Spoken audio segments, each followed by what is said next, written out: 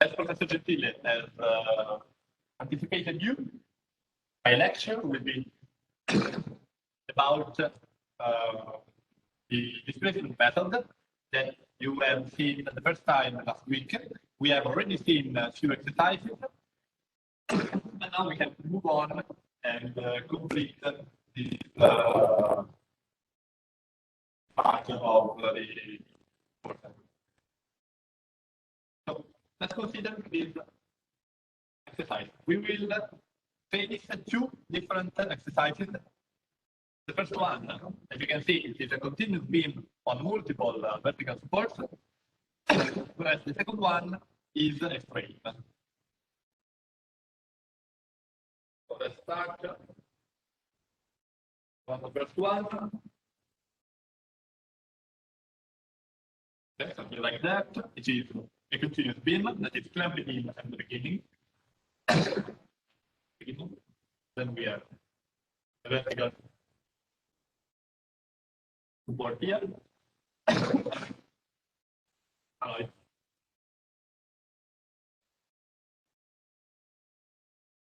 This. Another one here. The last one, and then the last span has no vertical support at the final end. The geometrical and mechanical properties are L, length, and iota as mechanical and geometrical properties of the material and of the cross section. Again, also the second beam and all the other beams share the same section properties.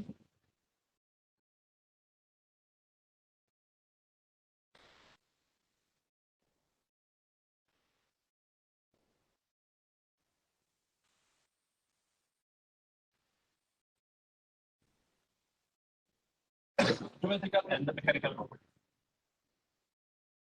Let's give also a name to the elements. Here we have node 1, node 2, node 3, node 4, and node 5. And obviously, beam A, beam B, beam C, and beam D. What else? We need the load. This is the continuum load P applied on the beam B and the vertical concentrated load applied on the node 5. Whose entity is already seems like a Q, but in this lecture we are using P. So P is a distributed load. Okay. So its quantity is a kilonewton over a meter because it is applied on a length. Length L stands for the length of the beam. Each beam, and it's obviously measured in meters. Now, we want to use the displacement method. As we have seen already last time, displacement method is a method that allows the resolution of structures and is based on the principle that we don't know. Our unknowns are the actual displacement of the structure. We can study the effect of the generic displacement at the specific nodes of the structure. We study this effect in terms of induced moments and forces on the structure. We impose the equilibrium in the nodes. And so our outcome is the true value of displacement and methods and rotations that guarantee the equilibrium at the nodes of the structure. In this way, we are capable to understand both the displacement and the kinematic properties of the structure, so how it deforms, and both the static unknowns.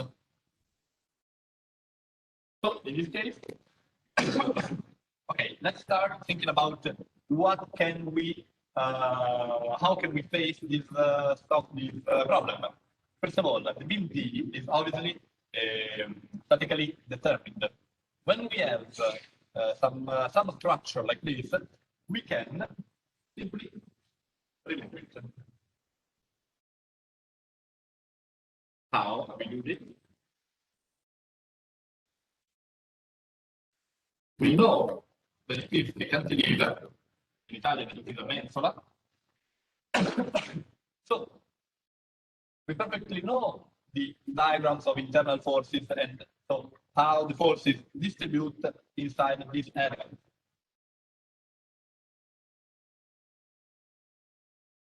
The microphone want to work. I hope that the microphone will not fail.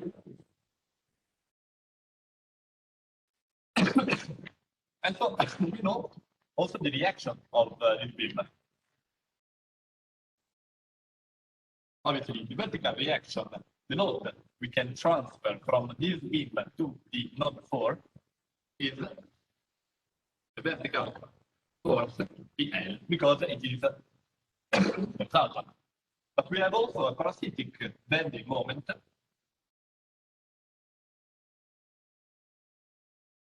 that is PL times the lever arm.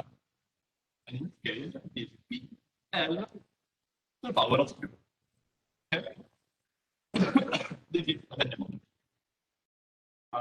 And then we have our load peak. Bien.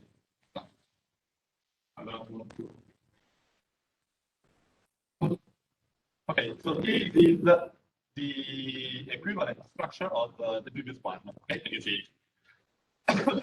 Now, what are the nodes that we want to analyze from these structures? Always remember that in order to use the displacement method, we refer to the use of the influence coefficient, the flexibility coefficient, or no, in this case, the stiffness coefficient, because they are forces. So we fix the rotation of the node 2, okay? Because it is unknown, we expect the rotation here, and if we fix, we can consider the beam A as a clamped-in section. So we know its behavior. Then we have moved the rotation in the node 3. We fix it so that also the beam B is clamped-in and clamped-in. So it is a known term, a known structure. The last one is already clamped-in and simply supported the opposite side. So it works.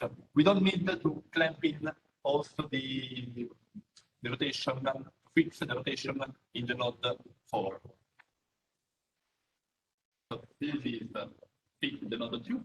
This is fit rotation in the node 3.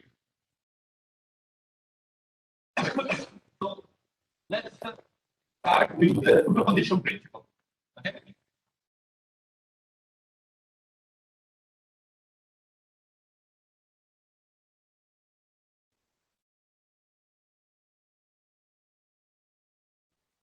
So we want to study the effect in terms of forces induced by the external loads and by a generic and unknown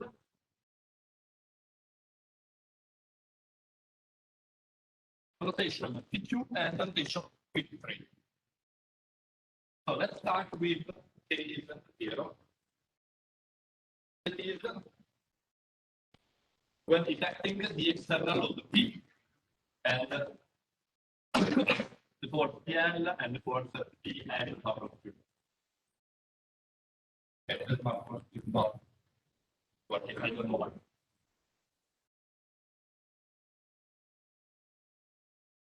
for the start coverage. Now we have this coefficient we can use. If we look for the tables, I don't know if we have already provided you the tables of the stiffness coefficient. If we do not have, please tell me, and we will upload it in the VB page so that you can use it. So we have known cases. So the Clampin section, Clampin section,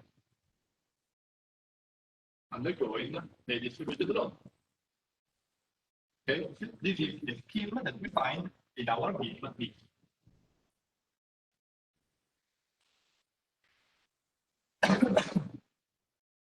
So, what are the effects of the external load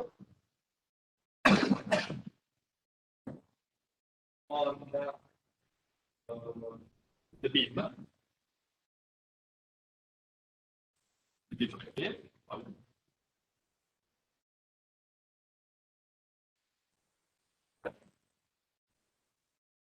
Okay.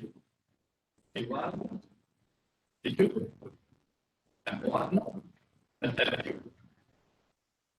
So, and 1 is equal to F2, and is P and the power of 2 over 200. We have already seen it. A1 firstly is equal to 2 for symmetry, and obviously is 1 part of the external load applied in the structure.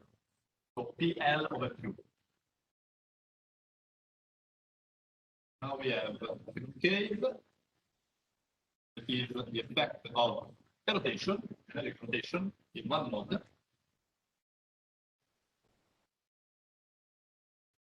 Okay. The effect is obviously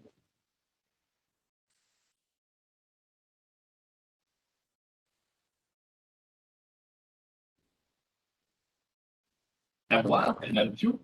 We have already seen all this stuff. T1 and T2. Where M1 in this case 4 is iota over L. And 2 is 2 iota over L. 1 is equal to P2 because we have no other external load applied. So, for equilibrium. 6 is iota over L to the power of 2.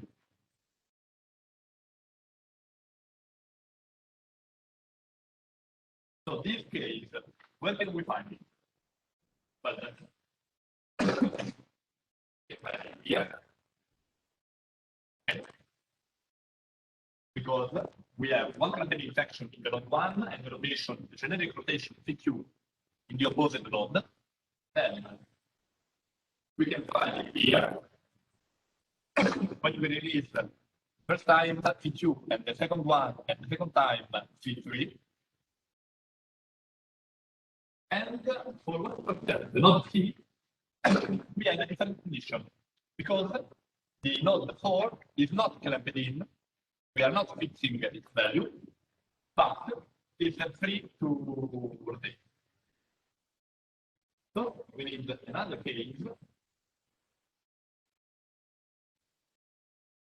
This one, where we have the generic rotation. In this case, we fix it to 1. Again, is no,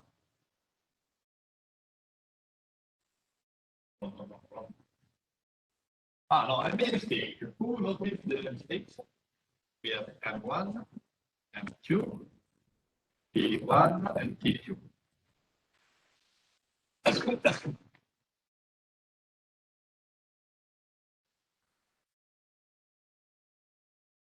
Yeah, M1, M2 is equal to T2, M2. Okay, let's start with what's I know. Obviously, not always, but the first at the moment is print iota of L. The forces applied are print iota of L to the power of 2. And anyone can guess the value of the bending moment induced in the node 2 in the pin that is clamped in on one edge and hinged at the opposite end of the pin.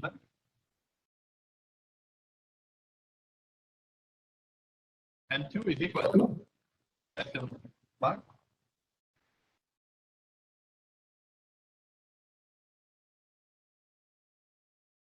Anyone wants to try?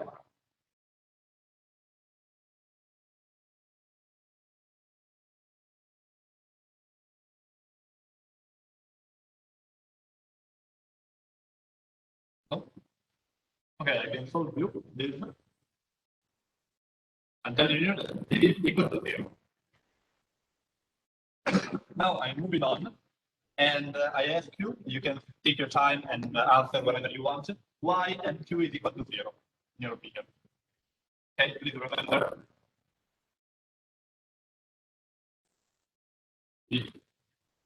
What we are talking about. This is the structure.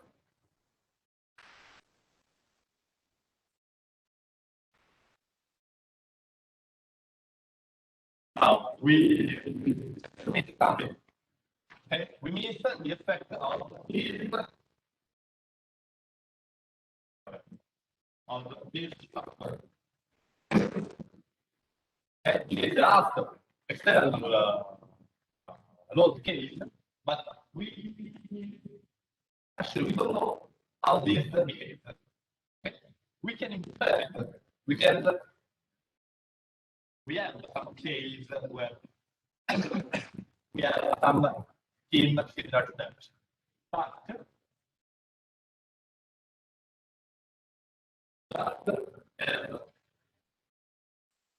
Decided we want to show you using the closed method what is the nodes associated to that.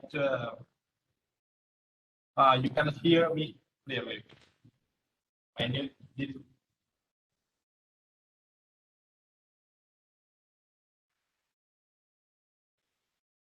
would have happened.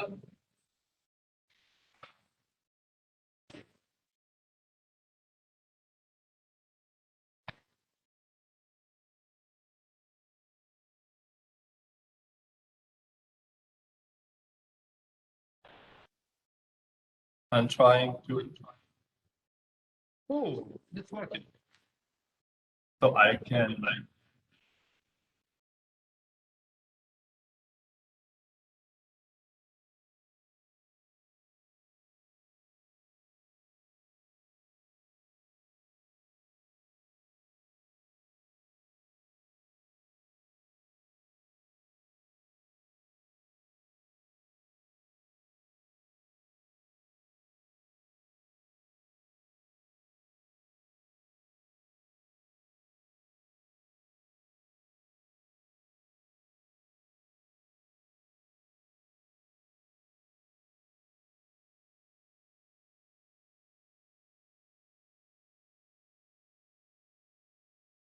Okay, guys, can you hear me now?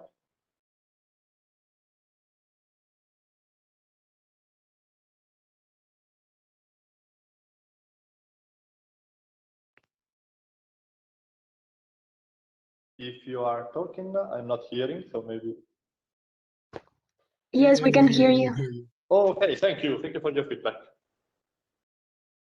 So in this case, I will just behave like this, and maybe it is better. Okay, even if I'm working like this, can you hear me? Yeah. Yes. Okay, thank you. Thank you very much. Finally, technology is helping. Okay, well, we were talking about the BIM DC or CD. We have already seen that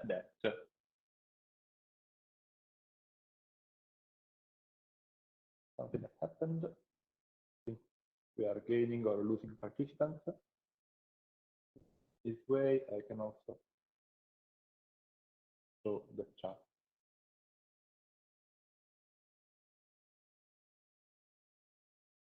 That's fine. And if you want to guess why M2 was equal to 0, you can try and guess whenever you want. So. This is the beam C. Okay. The external load applied is a vertical one, and then a bending moment with this entity, with this magnitude. Okay, what can we do with it? We know this structure. We know how to solve this structure because we can use the force method. Okay.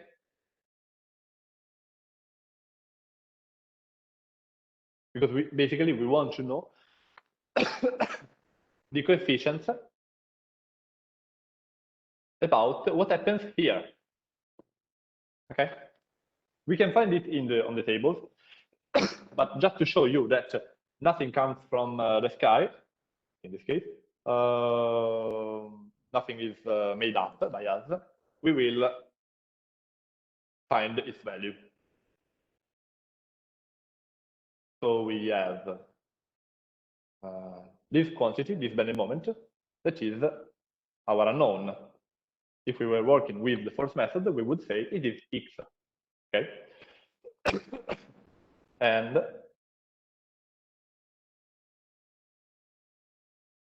what can we say? We have, in order to solve this structure, k is 1, k is 0. No, I will do it in a new page. Otherwise, too tough to read. Many windows here. Oh, another one. What happened? This shouldn't be like this.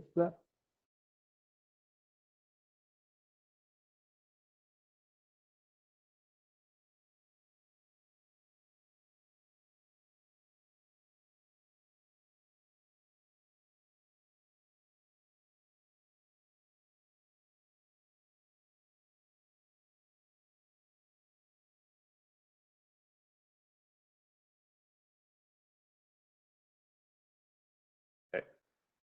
So, where were we? We were saying we want to solve this structure.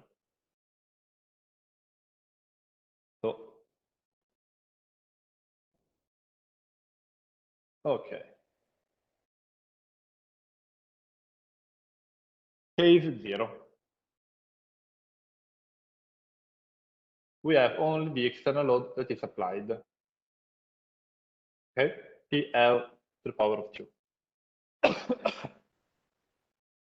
So the deformity shape is obviously this will tend to rotate like this. Here it can rotate, and obviously the deformity shape will be like this. We have P1, 0, P1, 0, using the flexibility coefficient is equal to PL to the power of 2, that is the applied moment, times L over 6 iota. Then K is 1.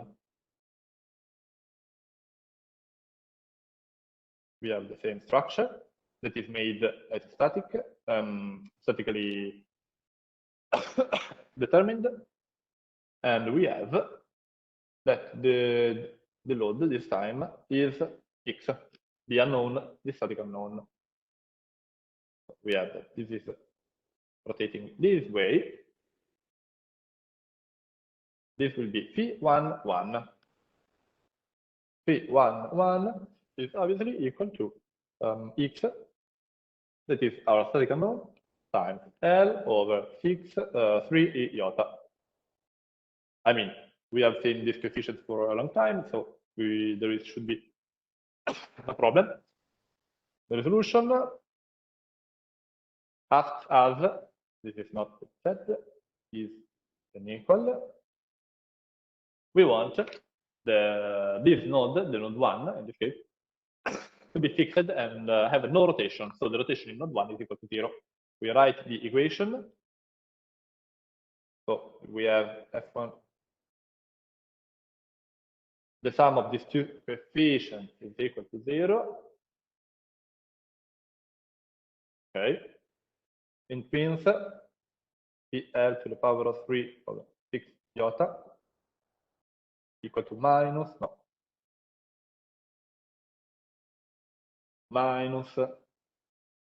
XL over 3 iota equal to 0. Iota and the iota go away. We can this. Obviously, we find that x is equal to PL to the power of 2 over Q. This is the solution. So, what does it mean? That in this structure, when we have a bending moment applied here, with the magnitude is PL to the power of 2, we will have a bending moment with the same direction equal to PL over 2. Is it clear? So if we come back here,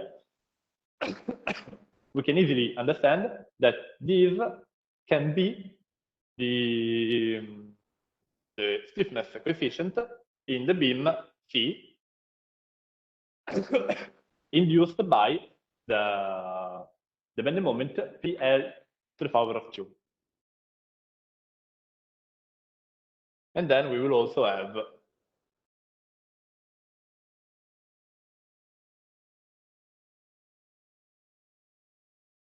the T1 and T2, and simply performing an equilibrium to rotation, I just skip the passages, but T1 is equal to T2 is equal to 3 over 2 PL to the power of 2. That's it. That's just the equilibrium to rotation with respect to the node 1 in this case, okay? That's quite trivial. So far, so good. We have all the stiffness coefficients that we may desire to solve this example. So let's just put them all together and start with the actual resolution of the structure. 1, 2, 3. This. I had to neglect the last part.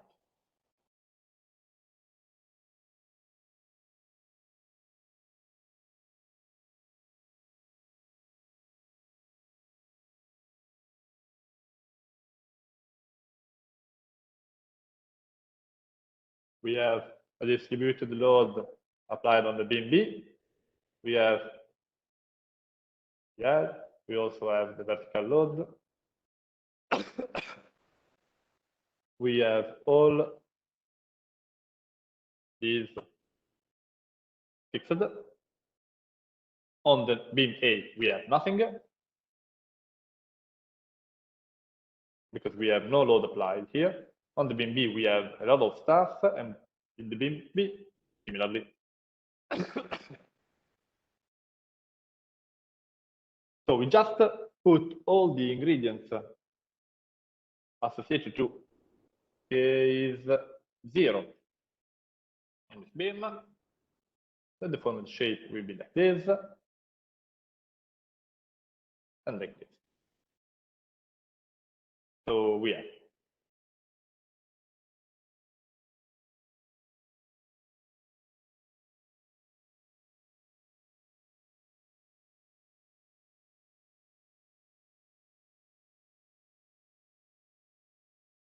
So T Q0 B, M Q0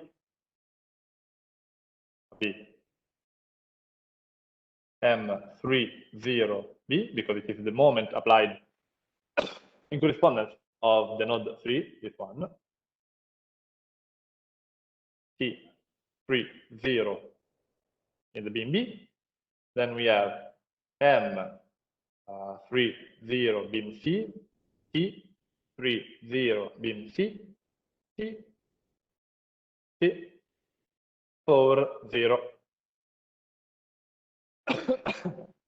And it is pretty easy to remember that TQ0, this is a 2.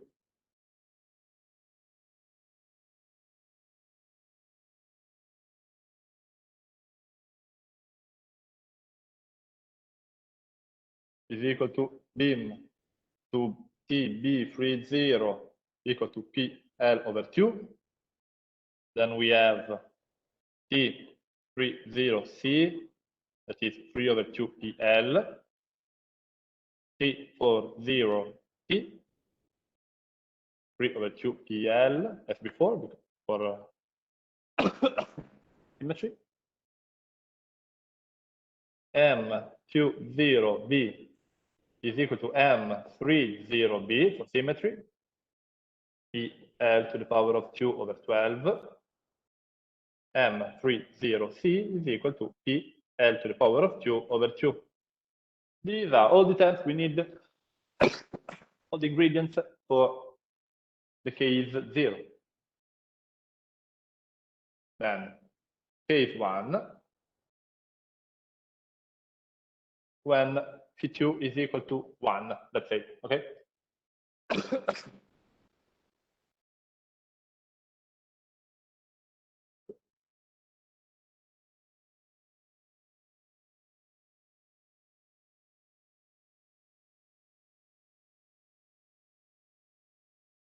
this case, we have this imposed rotation in the node 2, and so the deformed shape will be something like that, because this node is fixed. So we have M11A, M21A, M21B, M3,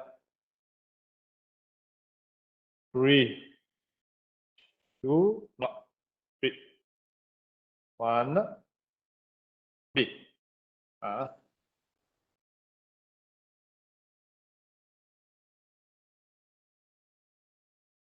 Okay.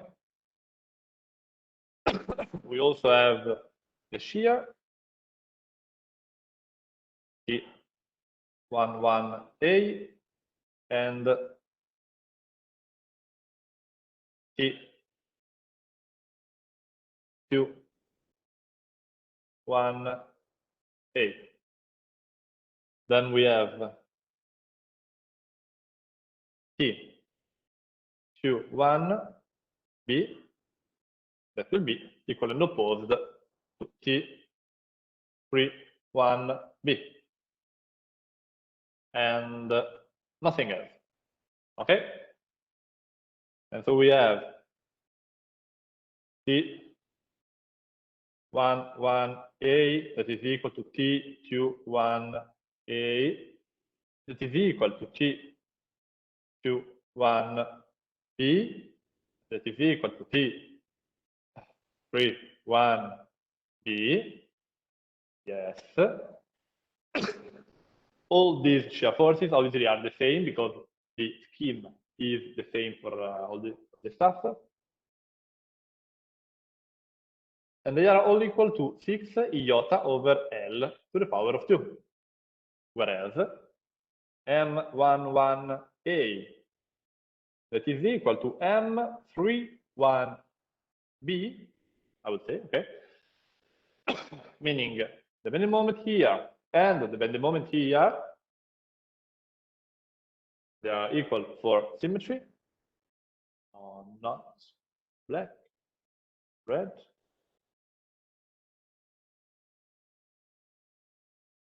They are equal to 2 E iota over L. Whereas M21A is equal to M21B, and they're equal to 4 E iota over L.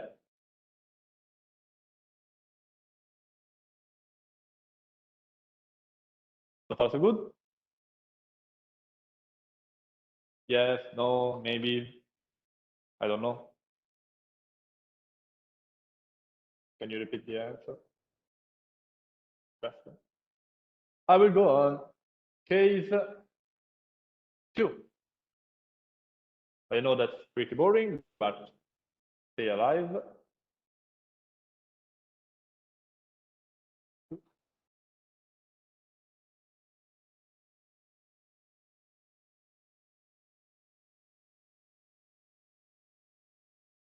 We are fixing this and this.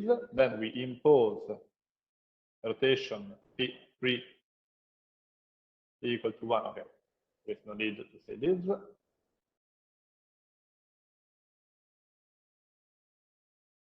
This is the case 2. The deformed shape of the structure will be obviously something like this and like this. So we wonder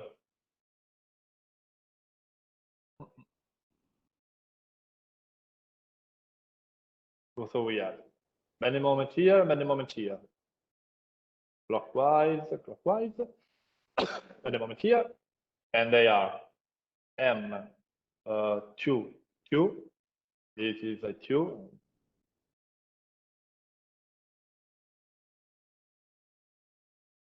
Okay. I hope you understand that this was a 2. M3, 2 on the beam B. M3 associated in the case 2 in the beam C. Okay. And then we have obviously also the shear forces. These shear forces in the beam C must react the moment M32, so they are opposed in sign, but they will be equal to not 3 but 4.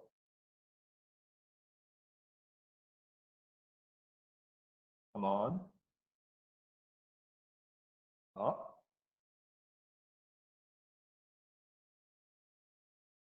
In the beam C, and in the beam B, we have this vertical as well, but downward.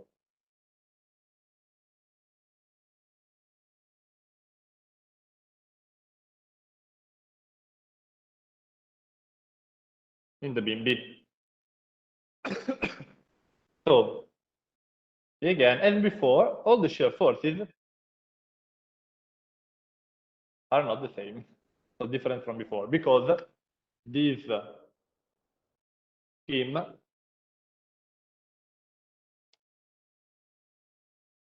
is clamped in and simply supported, whereas this one is clamped in. So obviously, the mechanical properties will not be the same. So T22B, T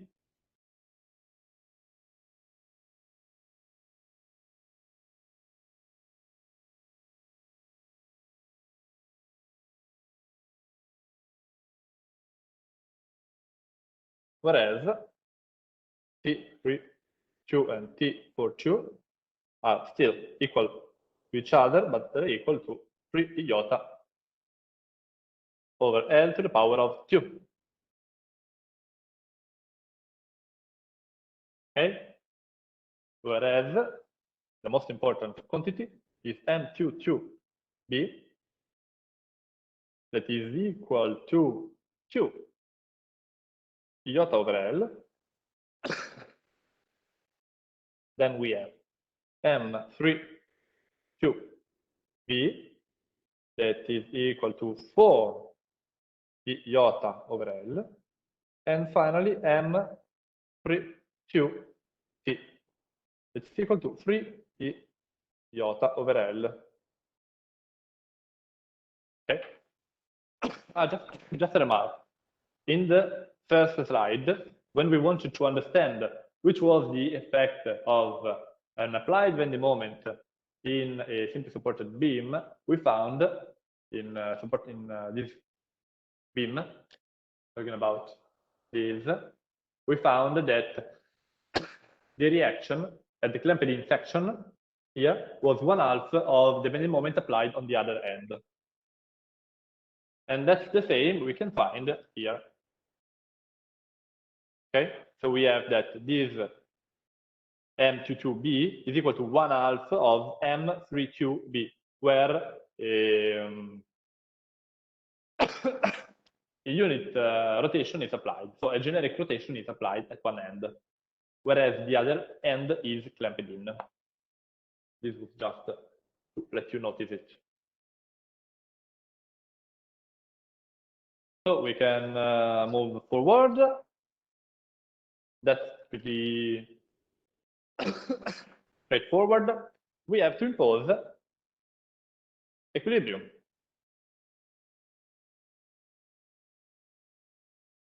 At the nodes.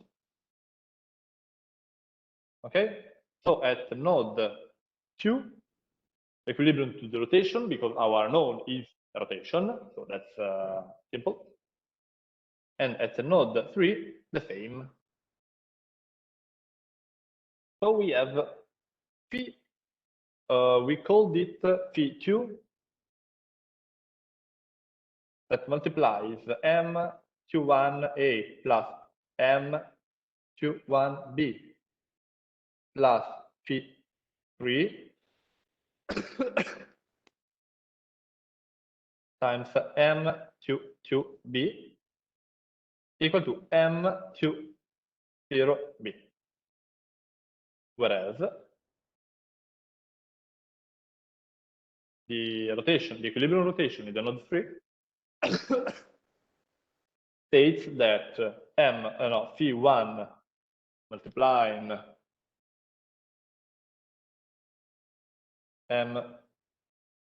M3QB plus phi3 multiplying M3QB plus M, this is a plus.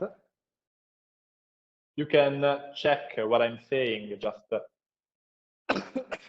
looking at what you drew before while I'm writing this, so that you can be confirmed.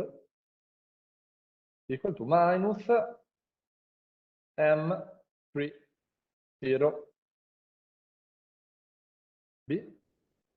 plus M30B.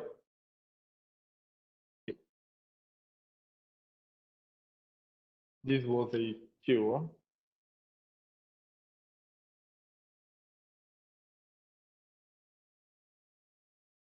Well, that's better. So we have to put all the ingredients we had found before in all these schemes, in these schematics, inside this equation. We have already discussed about the opportunity to use the matricial form, and we have already seen how to use it just picking all the coefficients. That's here. All the coefficients that multiply times the unknown phi2 and phi3 and store them into a matrix, whereas the known terms, which do not depend upon any unknown, so M20B and M30B plus M30C, they can be stored into a vector.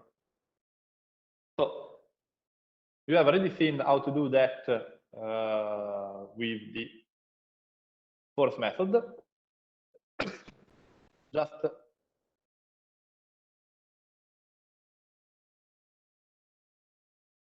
solve it. This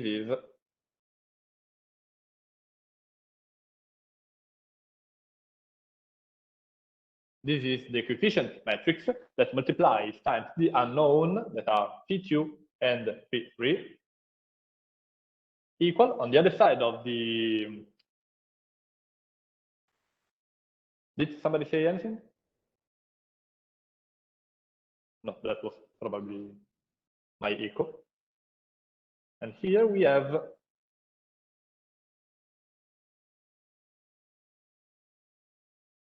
well, these terms were 1/12 plus 1/2 multiplying times PL to the power of 2. We can solve it by hands or with Excel or whatever. You have seen how to do that. If you if you ask me, I can send you the Excel I prepared during I think two laboratories ago. But our solution is P2 is equal to 7/208 PL to the power of 3 over iota. And then P3 is equal to minus 29,312 PL to the power of 3 iota. This is the solution.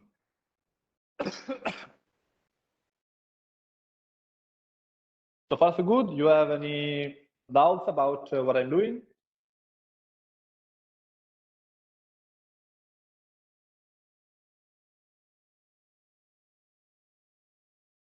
Okay, no news, good news.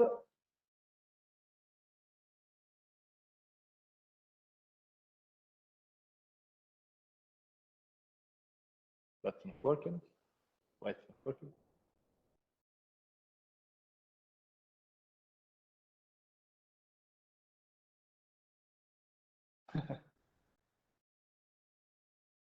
Like when you try to write with a pen and it's never working, then you try on your hand and it works only on your hand. Okay. Try like this. Oh, now it's working. Now we have found our unknowns. So in principle, if we look at this case, we know all the M22, T22, so the values of the bending moment and the shear force that are applied at any cross-section of the structure, in particular at the right-hand side and at the left-hand side of each node. In the case 2, in the case that's pretty big, in the case 1, and in the case 0. If we just sum all these terms up, so we sum M20, M30, M21, MT2, and so on, multiplying each of these coefficients per the respective unknown P2 and P3 that we have found solving these equilibrium equations, then we will find the internal forces and internal actions of the actual structure, and that's pretty straightforward. Okay. So, for example, let's consider the node 1. We want to know the reactions in the node 1. So, node 1, for those who, like me, suffer of short-term memory, bad short-term memory, node 1 was this one. And in this case, we had no bending moment and no shear force applied on this node induced by the external forces because that's it. Yeah. Then we have node 1 here, and in this case we have M11A and T1A. Then, in the last case, we have no bending moment and no shear force. So, let's focus on C, but come on.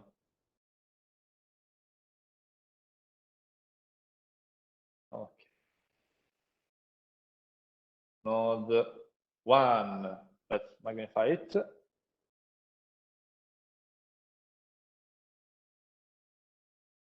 So we have, this is it. And this is equivalent to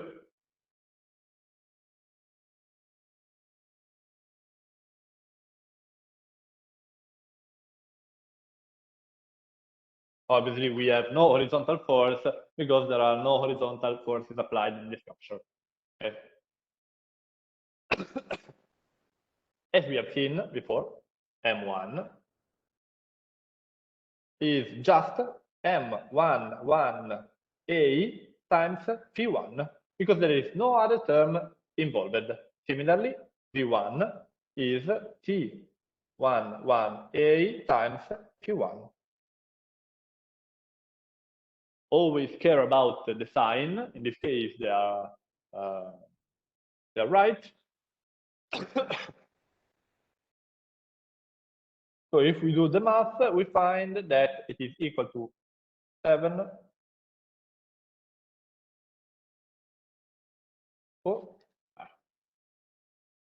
That's very simple to solve. It's just a multiplication. That's it. Whereas the vertical reaction is 21 over 104 PL.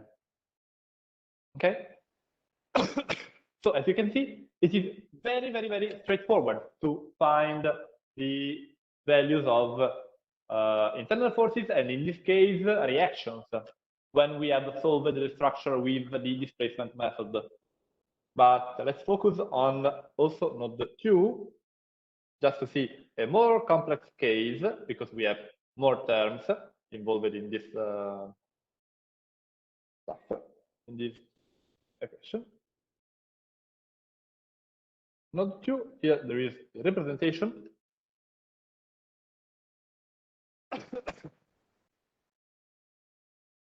We have a generic bending moment M2,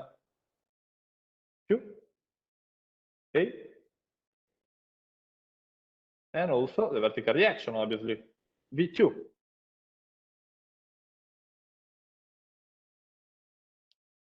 And for equilibrium imposed on the node, obviously, this will be M2A as well, okay, because we have no bending moment applied in the node 2.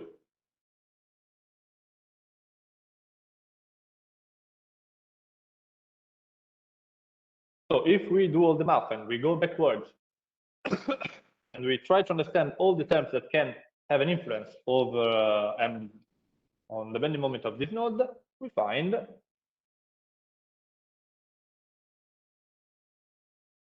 that it is, just a second,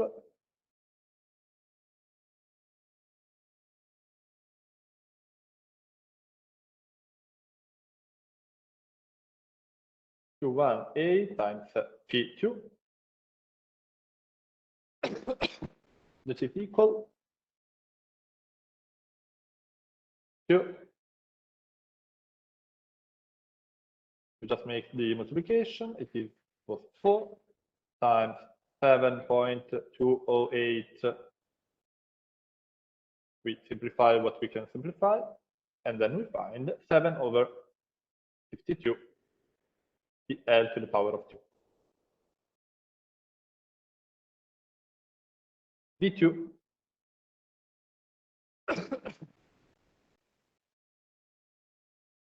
we have T20B plus T21A minus T21B times V2 plus minus T22B over phi 3. We substitute all the terms and we find, can do the math, PL over, let's multiply 1 over 2 plus 6 minus 6 times P2. So 6 minus 6, just get rid one with the other, plus 6 times 29 over 312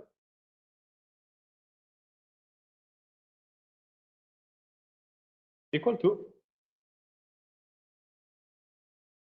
this is PL, 55 over 52 PL.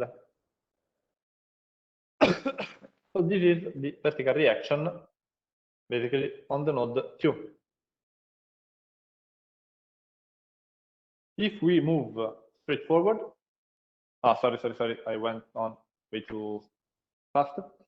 If we do the same for all the nodes, we are capable to find the internal forces and the external reactions computed at any node.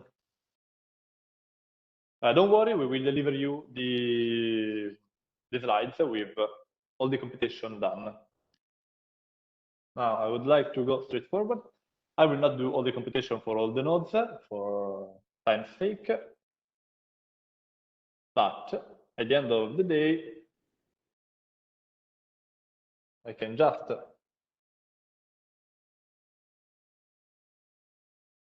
draw the external reactions. This is node 2, this is node 1. This was node 3, this is node 4, and then there was the static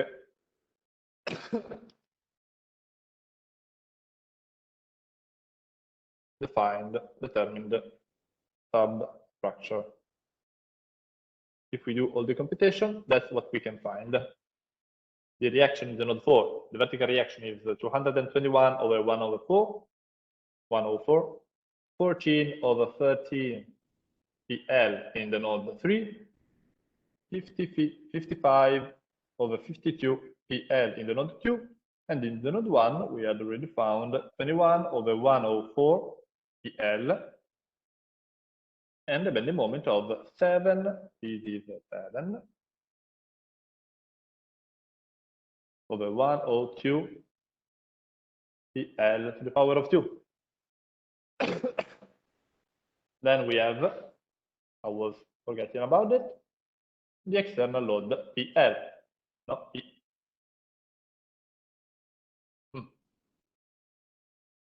Okay. So we can decide if we want to find the internal actions in the node 2, for example, at the left-hand side or at the right-hand side of the node. So the part belonging to the beam A, or the part belonging to the beam B, or the part belonging to the beam C, or even the beam D, or using the superposition principle with what we have found before. Otherwise, we can just find the external reactions and then perform the equilibrium as we did always so far. Because you can understand that at this point, the structure is very easy to solve. And if you want to have the drawing, this is, sorry, I didn't specify it. This is about the shear force. This is the convention, as usual. So the drawing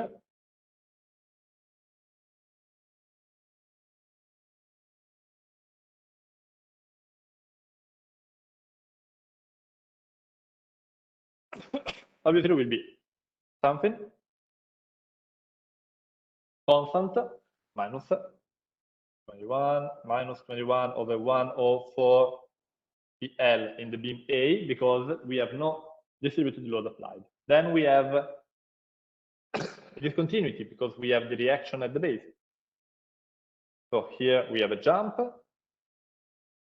but then we have, again, the distributed load, which makes the shear force varying linearly. Then we have another jump, and this was downwards and this was upwards. We have another discontinuity, this time downwards. We have that the shear force stays constant in the beam C because we have no distributed load, and then a final jump in 221 over 104 PL upwards. Whereas, if we want the drawing of the bending moment,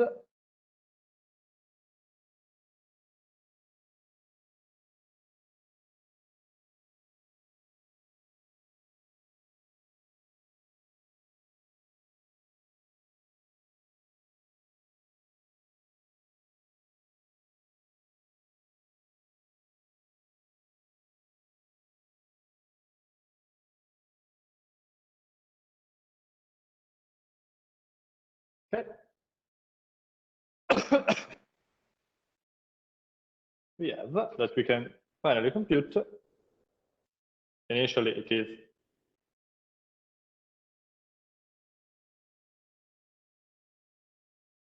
better. Sorry, I could not draw properly as I was before. So in the node 1, we have its value. We have 7 over 104 EL to the power of 2. Positive in this way. Then it is linearly varying over 7.52 EL to the power of 2.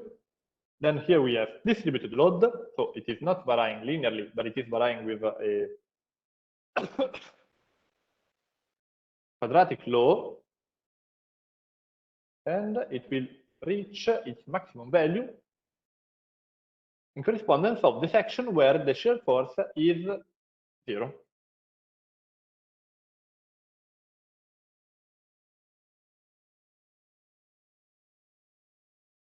Here it will be 23 over 104 EL to the power of 2. Here it will vary linearly, and finally reach 0 at the node 4, because in that node we have no external reactions. Okay, so far so good. Any question about this structure?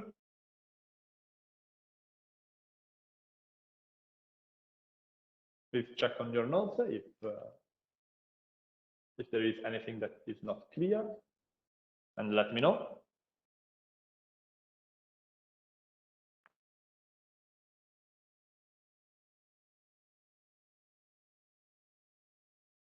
So, given that we have no questions about this, we can quickly see the last case that I've prepared.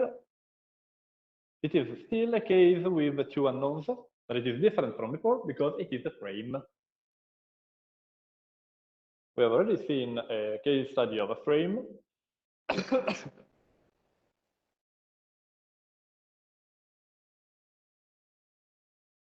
Exercise number 2.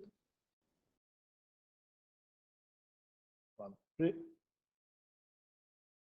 We have one column clamped in at the node 4. Here we have hinge,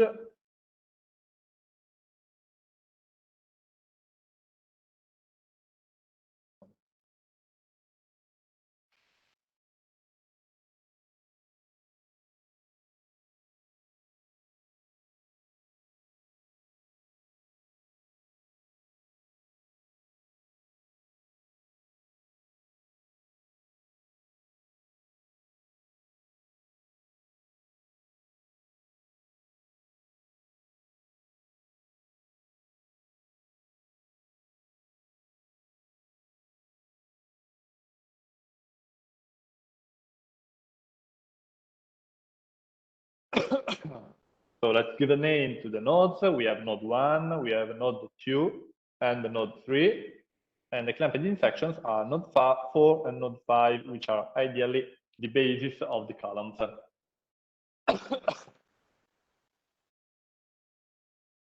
Beam A, beam B, beam C, and finally beam D. Okay? Okay, so let's think about this structure. Okay, what we need to know is, as usual, where are the nodes which we have some deformation that we can fix. Okay, because this deformation is unknown, and if we know this deformation, we can finally solve the structure. Well, let's draw the same structure here so that we can work on it. I was forgetting about this. All the dimensions are L, and all the mechanical and geometrical properties are E and iota. So the structure is homogeneous. Okay, so. Here we have, this is the structure. Now, if we were in a classroom, I would stop until you don't tell me which are the deformations, the displacements that we want to fix. But in this modality of holding the lecture, I perfectly know that this would take a lot of time. So, first of all, we fix the rotation in the node 2, okay? Because the node 4 is already fixed. The node 5 is already fixed. The node 1 has possibility to have a rotation. So there is no deformation of the node.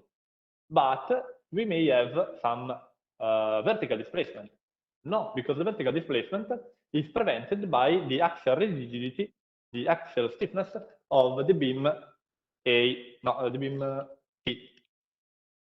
Okay? What's happening? Okay. So we have no vertical displacement in the node 1, but what about an horizontal displacement? Well, the horizontal displacement is not prevented by the beam C because the beam can, or the column in this case, can deflect. So allows, in principle, an horizontal displacement. Similarly, for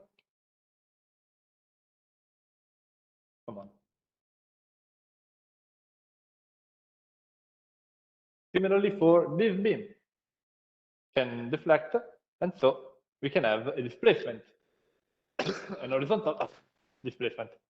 And what about the node 3? It allows an horizontal displacement because it is a vertical roller. Okay? So we need to fix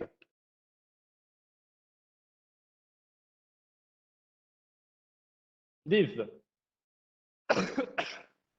this horizontal displacement in the node 1 by putting, for example, a fictitious horizontal roller, so that we have no theta. Then this counts for the fix of rotation P in the node 2, and node 3, well, if node 1 cannot undergo any horizontal displacement, because we are fixing it with this vertical horizontal roller, nor node 2 nor node 3 will undergo any possible horizontal displacement because this beam and this beam are axially stiff. Okay, so we have still two kinematic unknown.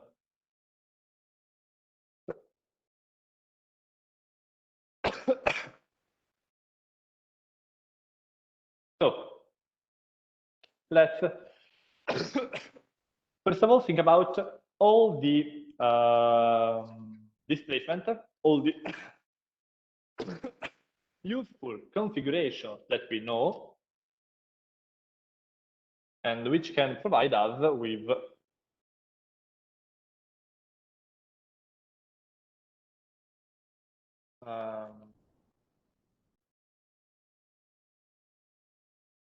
the stiffness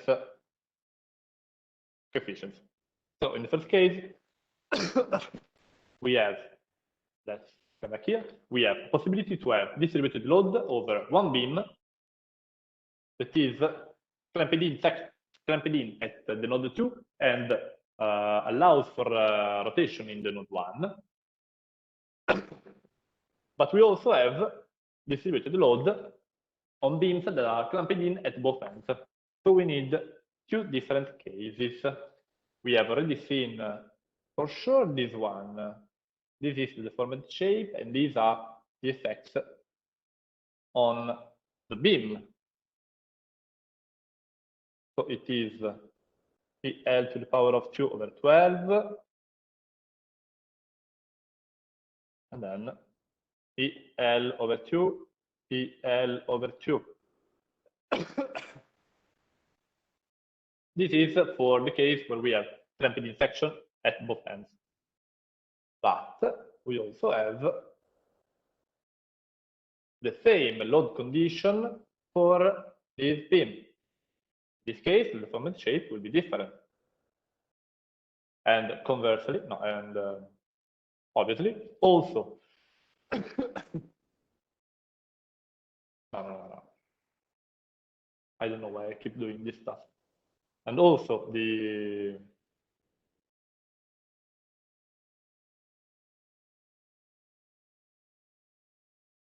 internal reactions are different. So we have a counterclockwise bending moment applied on the beam in the correspondence of the first node, okay, node 1. And so the shear forces will have to counteract this bending moment, and obviously also the external load. So you can see that the shear forces will induce a clockwise bending moment. Okay, you can see that opposes the bending moment EL over 8. And the shear forces will be not the same because the structure is not symmetric. I can do very weird stuff without knowing how to do it. Oh, come on. Okay, it's working. So here we have 5 over 8 PL. This is the most restrained node of the two, because here we have clamped-in section, and here we have an hinged section. Obviously, where we have more stiffness, we have also concentration of higher reactions. In this case, we have 5 over 8 PL, and on the other side, we have 3 over 8 PL. Then we have, let's come back to check what do we have. Well, if we release eta, ni, sorry. No, this is eta, no, it's not ni. Yeah, eta. I don't know why I was saying ni. Ni is this letter. Eta is this one. Okay, sorry. I hope there is, if there is any Greek guy who can confirm this, and if he's listening, otherwise, never mind. So we were saying, if we release eta, the deformed shape will be like this. Okay, here it is vertical. And then we also have this, the deformation, whereas the beam A and the beam B just slide rigidly, so they do not undergo anything.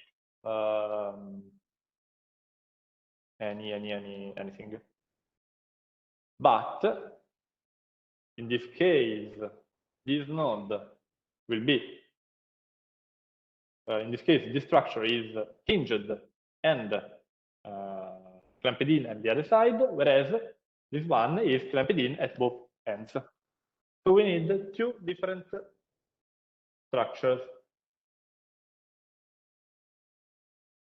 Okay.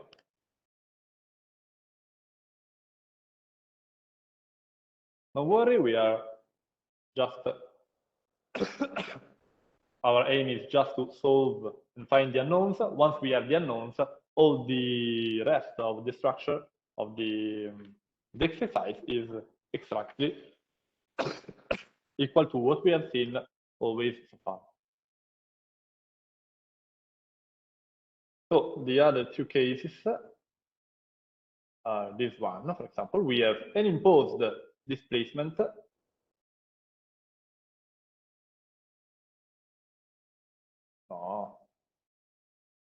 if we have an imposed displacement in this case, obviously the deformation will be something like that. Obviously, this beam is not going upward here, it's just that I cannot draw properly.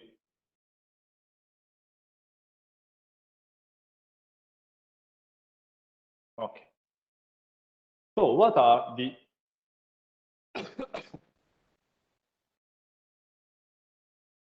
here we have 3 or E iota over L to the power of 3, 3 E iota over L to the power of 3. Obviously, this is for a unit unknown, a unit displacement. And obviously, if the shear forces induces a clockwise rotation, in the clamped-in section, there will be a counterclockwise rotation whose amplitude is due by the equilibrium of rotation of the forces. Similarly, if we have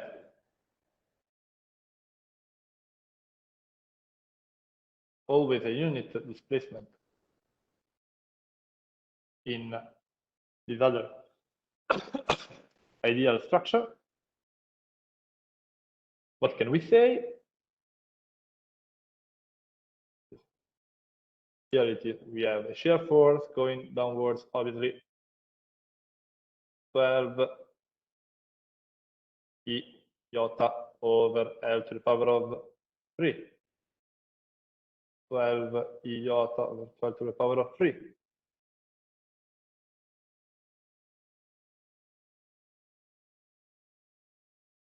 And the two bending moments are equal, and they are equal to 6 iota over L to the power of 2.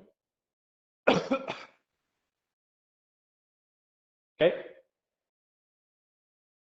Okay, I know you are just taking it for granted. Obviously, we have also the other case. Again,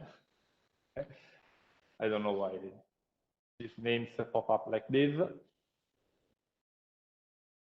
Just something from the software, but then we have also the effect of the rotation P.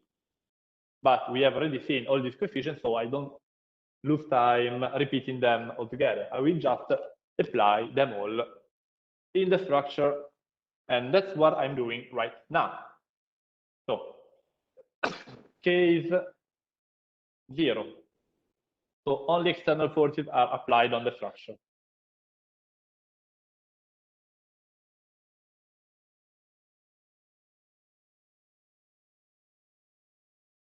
Here it is fixed, and here it is strained. Okay, the external loads are these and this. And then we have also the external load applied here and here.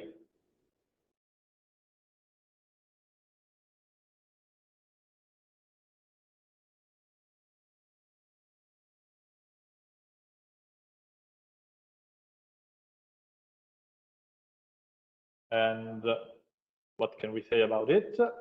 Well, the deformation will be like this and like this. All the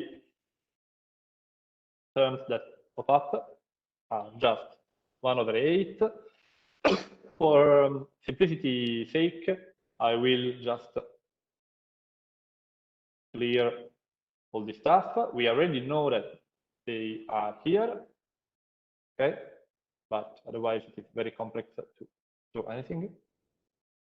Here I will just write the numerical values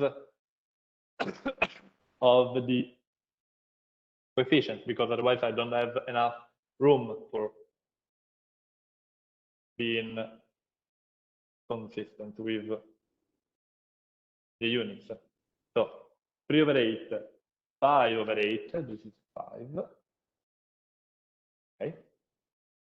On the beam A and on the beam D, we have 1/2 or 1/2, and bending moment here and here, 1/12.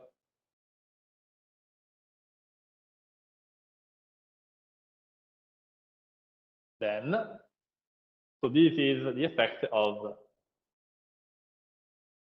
this load and this load. Now, let's just switch page so that I can use more room. Case 1.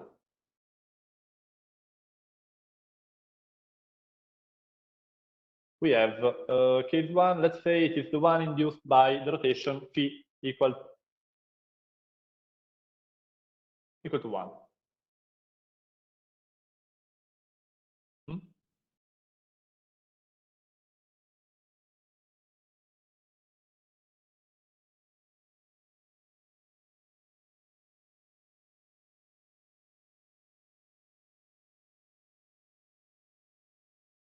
Then we have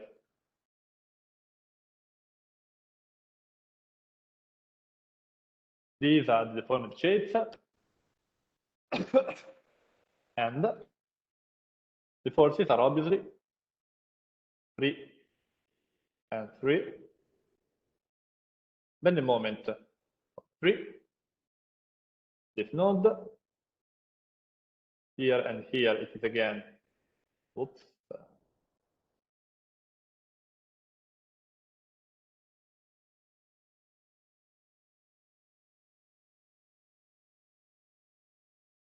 three and 3. Obviously they are 3 E iota over L. Whereas much in the middle, let's redraw more close to the node. 3.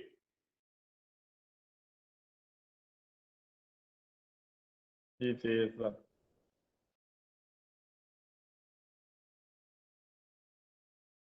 6 for what we have seen so far.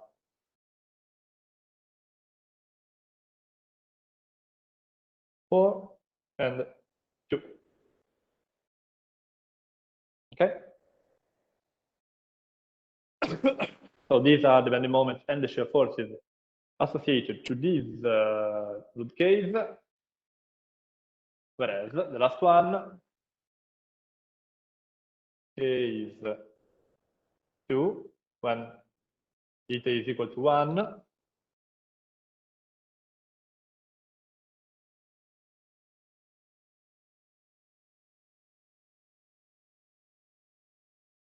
If this node has the rotation that is prevented, the deformed shape will be something like this, something like this.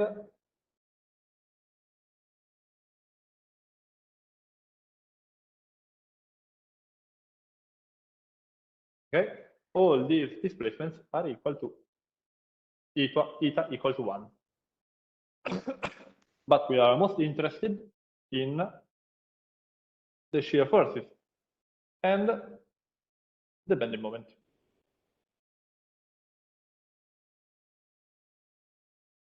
So this is what we have already seen. 12,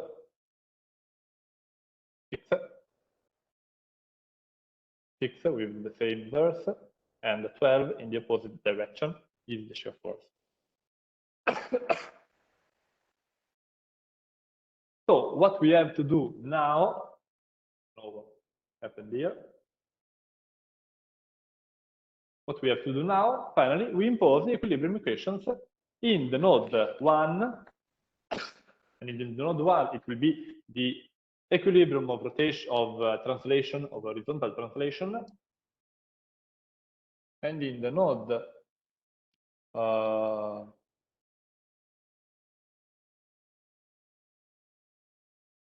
and in the node 2 it will be obviously an equilibrium to the rotation.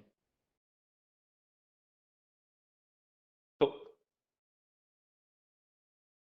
now let's write it as we usually draw it. So the horizontal equilibrium in the node 1. Okay.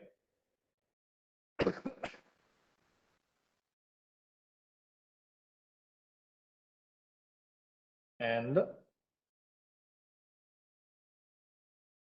the rotation, so the moment of rotation in the node 2.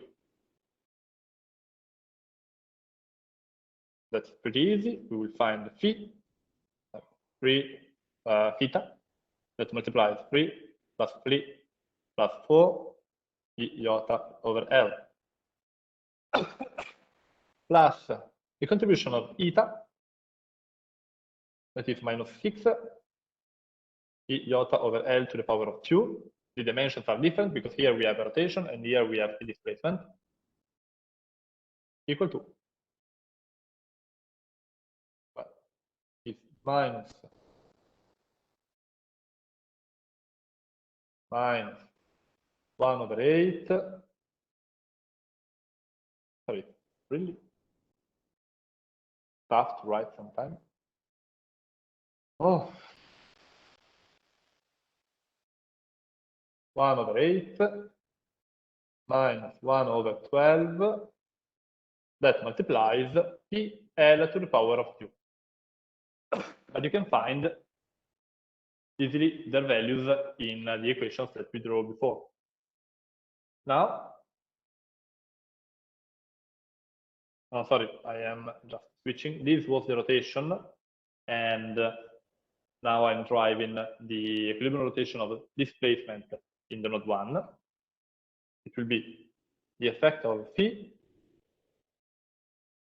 that is minus 6 iota over L to the power of 2, plus the effect of eta, that is the direct influence, which is 3 plus 12 iota over L to the power of 3, equal to PL over 2Q.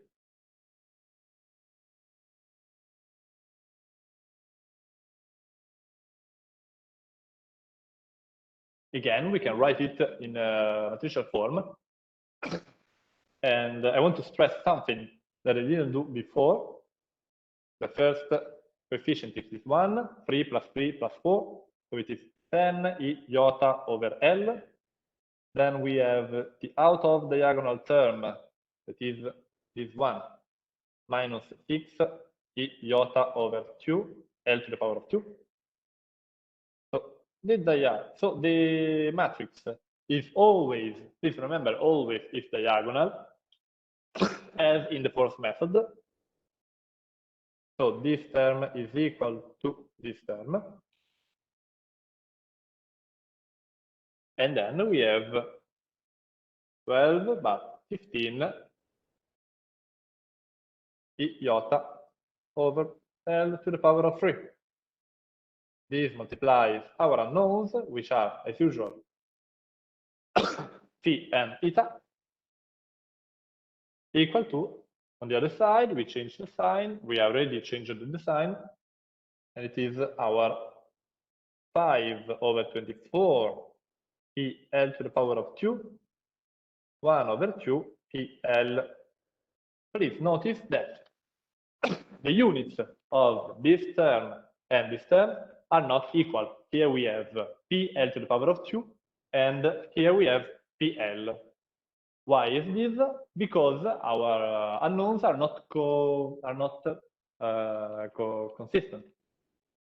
We have a rotation and we have a displacement. So that's the reason why we have here L to the power of 2, here L to the power of 3, and here we have L to the power of 2, and here we have L. If our structure had all the static unknowns that are the kinematic unknowns that are equal one to the other, then we would have all these coefficients having the same dimension in terms of L. And the solution, I just write the solution. You can check using Excel or by hand computation. So the rotation is minus 1 over 912 PL to the power of 3 over E iota, whereas the displacement, the horizontal displacement, is positive and is 5 over 152 PL to the power of 4 E iota. Now the time, the bell is ringing, so I have to stop, but I will deliver the complete resolution of the exercise, and in the slides of Professor Gentile you will find all the drawings of internal forces. But I would say that we are at the end of November, we don't need to spend time of computing the internal forces. If any of you needs to spend time computing the internal forces, this can be a problem in for the exam. So I would strongly recommend you to do more exercises and to write me an email in case we can have a meeting also using the WebEx page. And please do that, because even if we do not provide you with partial exams, we are going to give you homeworks, and all this stuff should be mandatory to know. So if there is any question, please, this is the time. I can reactivate the video and the audio. The audio not, because otherwise I will make a mess. Otherwise, I thank you for attending this lecture. I wish you a very nice weekend.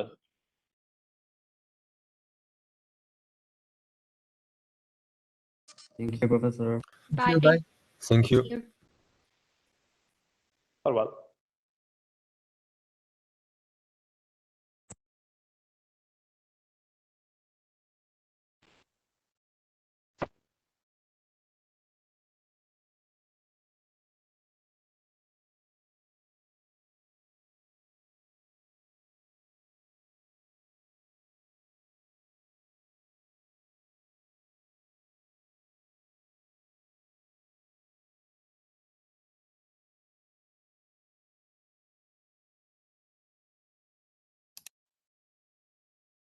As soon as professor is available, I can restore him as the full organizer and control of the meeting.